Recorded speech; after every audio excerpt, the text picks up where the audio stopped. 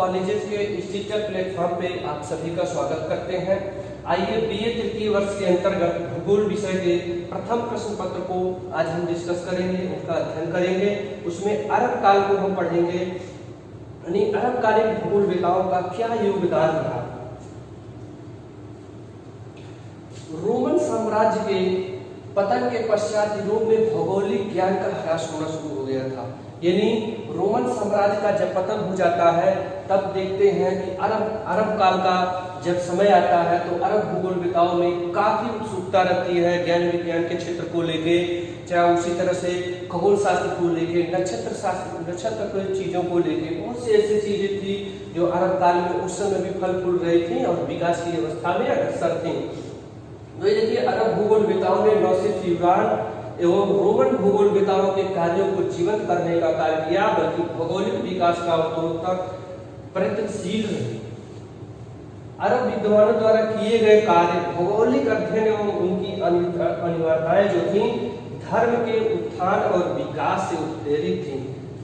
जब हम देखते हैं 632 ईस्वी में हजरत मोहम्मद साहब का देहांत होता है, वहीं से इस्लाम धर्म के लोग अपने धर्म के प्रचार प्रसार के लिए, क्षेत्रवादी विस्तार के लिए जब वो अलग क्षेत्रों में निकलते हैं, यानी जब वहां से वो 641 ईस्वी में जब वो एशिया में पहुंचते हैं और 642 ईस्वी में मिस्र तक पहुंचते हैं, तो ऐसे क्षेत्रों में सब इस्लाम धर्म का ये कहिए कि प्रभुत्व हो जाता है। और वहीं ही नहीं, वो 732 ईस्वी में फिर फ्रांस को और यूरोप को भी, पुर्तगाल को भी अपने कब्जे में ले लेते हैं और वो सब साम्राज्य किसके अधीन हो जाता है? इस्लाम साम्राज्य के अधीन हो जाता है। और उसी समय बगदाद प्राचीन बेबीलोन के निकट एक सांस्कृतिक केंद्र के रूप में उभरा 762 ईस्वी में स्थापित हुआ। अरबी भाषा इस्लामी बगदाद धर्मानुयायियों के लिए एक प्रमुख केंद्र बन गया। बगदाद जो जानते हैं इराक की राजधानी है। अरब काल में प्रमुख रूप से 4 क्षेत्रों के भौगोलिक ज्ञान का वर्णन मिलता है। विकास इनकी सबसे ज्यादा कहाँ रही? खगोल शास्त्र में रही है, और दूसरा गणितीय भूगोल में रही है, वर्णनात्मक भूगोल में रही है, और एक अनुवाद के क्षेत्र में रही है। इतनी चीजें थी इनके अरब कालीन के विकास का। लेकिन क्या क्या कारण थे उसको भी हम जान लेते हैं। जैसे अरब काल को हम देखते हैं तो अरब एक ऐसे जगह है जहां से एशिया को, यूरोप को, अफ्रीका को चारों तरफ से ज्ञान की चीजें मिला करती थी, क्योंकि अरब सागर ऐसे जगह अवस्थिति ही उसकी है कि वहां से सारी ज्ञान की चीजें उनको वहां से मिला करती थी। उनके क्षेत्र ऐसे थे जहां से व्यापारिक रास्तों को गुजरने के लिए पर्याप्त अनुकूलताएं हुआ करती थी। जैसे यूं कहिए कि भारत से उनको व्यापार करना था तो अरब से होके ही हम यूरोप को जाया करते थे, चाहे यूरोप वासियों को अगर भारत से व्यापार करना होता था तो अरब सागर से होके ही आया जाया करते थे, या तो स्थल से या जलमार्ग से, जिससे भी आते जाते थे। यही चीज था। और जो अरब के जगत के लोग थे उनका लगाव था भारत से बहुत सी ज्ञान की चीजें उनको यथावत मिला करती थी, जो अब अपने, जैसे आप देखिए बहुत से मुस्लिम आक्रमणकारी जो इंडिया को आए, भारत में आए, वो अपने साथ, जिनके साथ जितने भी कवि आए, विद्वान आए, वो सब यहाँ के ग्रंथों को, चाहे रामायण हो, चाहे महाभारत हो, चाहे ग्रंथ हो, उपनिषद हो, सबका अनुवाद फारसी में, अरबी में कराया करते थे। पहले भूगोलवेता के रूप में आइए पढ़ते हैं इब्ने हाकल को।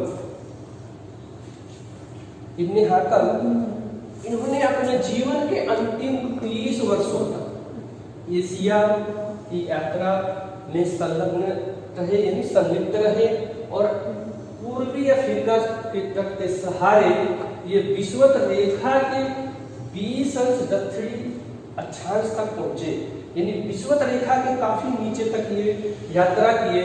और इब्ने हाकल ने विषुवत रेखीय प्रदेशों की व्याख्या किया तथा अरस्तु के इस बात का खंडन किया था कि अत्यधिक गर्मी के कारण मानव बसाव संभव नहीं है। जब हम यूनान को पढ़ रहे थे तब पहली बार इस चीज को अरस्तु ने बताया था कि जो विषुवत रेखीय क्षेत्र है वो मानव अधिवास के अनुकूल नहीं है। उसी तरह से जो विषुवत रेखा से बहुत दूर उत्तरी और दक्षिणी ध्रुव के क्षेत्र भी हैं, वो भी मानव बसाव के अनुकूल नहीं है। लेकिन जब इब्न हाकल जैसे लोग ने अपने विषुवतरेखी क्षेत्रों में भ्रमण करना शुरू किया, यात्रा करना शुरू किया, तो देखा कि वहां भी मानव जीवन है, वहां भी लोगों का बसाव है। इस बात को किसने बताया? इब्न हाकल ने। अल-मसूदी लगभग इब्न हाकल के समय के ही आसपास भी अल-मसूदी ने भी दक्षिण अफ्रीका के मोजाम्बिक तक अपनी यात्रा की और इन्होंने अपनी यात्राओं में भौतिक पर्यावरण का मानव जीवन पर पड़ने वाले प्रभावों का बड़ी सूक्ष्मता से अवलोकन किया और अपनी पुस्तक में मानव जीवन और उसके संबंधों का विश्लेषण किया था। इनकी दो प्रमुख पुस्तकें थीं, एक सोने की चारागाह एवं जवाहरात के खाने, उपदेश और निरीक्षण। ये दो इनकी पुस्तकें थी जिसमें बहुत सी ज्ञान की चीजें मिलती हैं। जैसे अल-मसूदी ने, आप देखते हैं कि मोजाम्बिक तक यात्रा किया था और पर्यावरण के क्या प्रभाव पड़ता है मानव जीवन पर, इन सारी चीजों को बहुत ही व्याख्यायित किया था अल-मसूदी ने। जैसे जब ये मोजाम्बिक तक पे पहुंचे और उसके और दक्षिण, जब विषुवतरेखा के थोड़ा सा और दक्षिण पहुंचे, तो उन्होंने देखा कि जो उस क्षेत्र में मानसून की उत्पत्ति कैसे होती है, इस प्रक्रिया को सबसे पहली बार अल-मसूदी ने ही बताया था। यानी ये कहिए कि मानसून शब्द का उत्पत्ति, चाहे मानसून के बारे में पहली बार बताने वाले अल-मसूदी ही थे। उन्होंने मोजाम्बिक के दक्षिण में जब देखा मानसूनी कैसे, एक मानसून का परिमंडल कैसे बनता है, मानसून की उत्पत्ति कैसे होता है, इस सारी प्रक्रिया को समझाने का काम अल-मसूदी ने किया था। उसी तरह से उन्होंने देखा कि किसी स्थिति, मतलब किसी विशेष क्षेत्र की विशेष लोगों पर पर्यावरण, यानी भौतिक पर्यावरण का मानव जीवन पर कैसे प्रभाव पड़ता है, इस चीज को भी उन्होंने अपने लेख में, यानी अपने पुस्तकों में, अपनी सारी जो इन्होंने पुस्तकें लिखी थी उसमें इन चीजों का उन्होंने बहुत ही स्पष्ट वर्णन किया था। आइए अल-मकदसी को पढ़ते हैं। अल-मकदसी यह मत प्रकट किए कि किसी भी स्थान विशेष की जलवायु उसके अक्षांश स्थिति द्वारा ही सिर्फ निर्धारित नहीं होती, बल्कि स्थल विशेष के उच्चावक्षों का प्रभाव भी पड़ता है। इन्होंने इस आधार पर बताया कि एक अक्षांश पर महाद्वीप का पूर्वी और पश्चिमी भाग जलवायु परस्पर भिन्न हो जाता है। अल-मकदसी एक ऐसे पहले व्यक्ति थे जिन्होंने बताया कि महाद्वीप का अधिकांश भाग उत्तरी गोलार्ध में है, जैसा कि आज आप लोग इस चीज को देखते हैं। ये भी बहुत स्पष्ट बात है कि जैसे आप देखते हैं कि एक ही अक्षांश पे, जैसे आप भारत को ही ले लीजिए, तो जब हम देखते हैं, मान लीजिए ये कोई भारत का मैप है, तो आप इस अक्षांश रेखा पे देखेंगे कि यहाँ पे लगभग 250 सेंटीमीटर वर्षा होती है और यहाँ कहीं राजस्थान के क्षेत्रों में 50 सेंटीमीटर भी वर्षा नहीं होती। ये पूरे सदाबहार वन के क्षेत्र आते हैं और ये कहीं उष्णकटिबंधीय वन के क्षेत्र आते हैं। तो एक ही अक्षांश पे इतनी विविधता मिलती है। तो वही कह रहा है कि स्थल विशेष की उच्चावक्षों का भी प्रभाव इन सारी चीजों पे पड़ता है।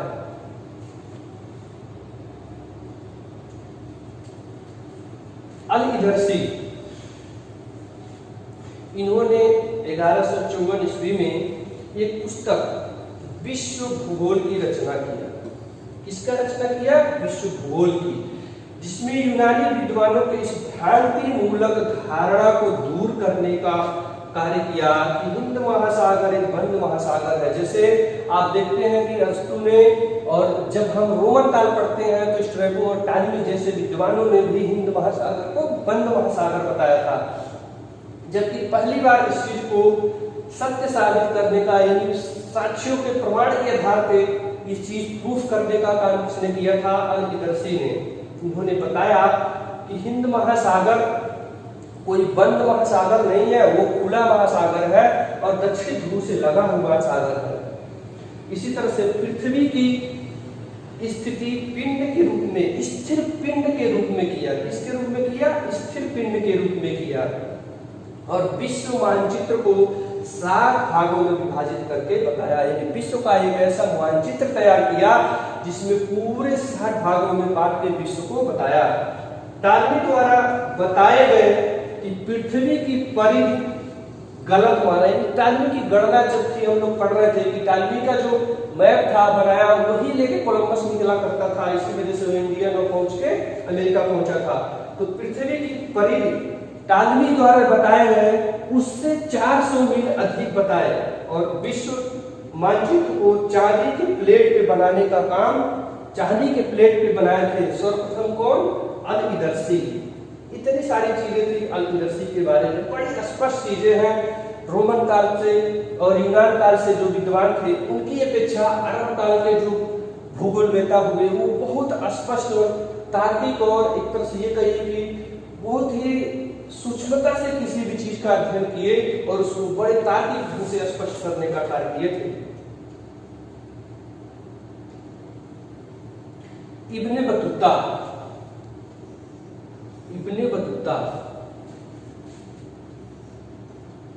इब्ने बतूता को अपने समय का सबसे अधिक यात्रा करने वाला विद्वानों में जाना जाता है।